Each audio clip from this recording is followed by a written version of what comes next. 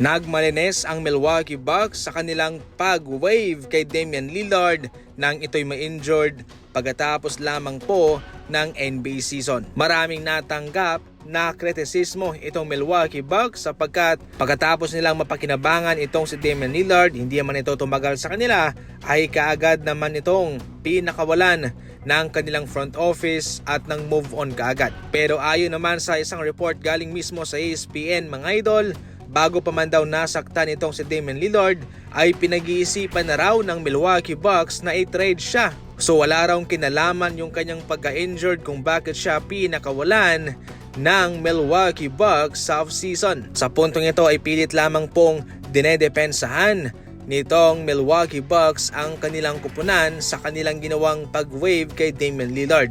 Sa kabilang banda ay hindi naman masama kahit na ini-wave itong si Dame sapagkat malaki naman yung kanyang matatanggap na pera long term galing mismo sa Milwaukee Bucks. Plus, meron pa siyang matatanggap sa Portland Trail Blazers, hindi na masama. Marami siyang pera, malaki-laki din po ang kanyang matatanggap kahit hindi na siya naglalaro para sa kanila.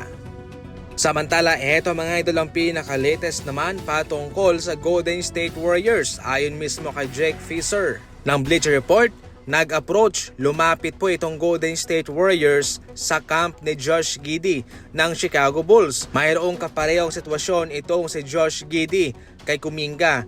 Pero itong si Josh Giddey ay gustong manatili sa Chicago Bulls. Ngunit nais niya ng mas mataas na kontrata. So nais rin po niya ng 30 million bawat taon. Sa puntong ito ay pinag-iisipan nga raw ng Golden State Warriors na magkaroon ng sign and trade sa pagitan ni Kuminga at sa Chicago Bulls. Sa mga hindi pa nakakaalam, kabilang itong si Josh Giddey sa mga tinarget ng Golden State Warriors sa draft.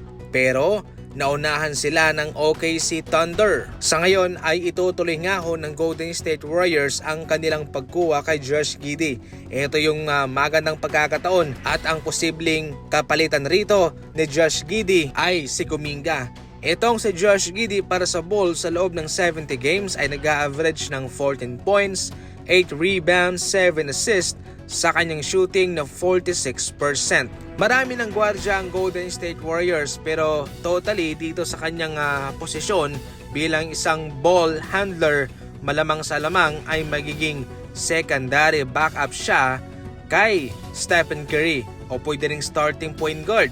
Magagamit ng Golden State Warriors ang kanyang pagiging playmaking. Maraming mga offensive firepower ang Golden State Warriors, marami silang shooter at kaya malaking tulong kung nandyan si Josh Giddey sa kanila para mag-facilitate, para tulungan sila sa kanilang execution.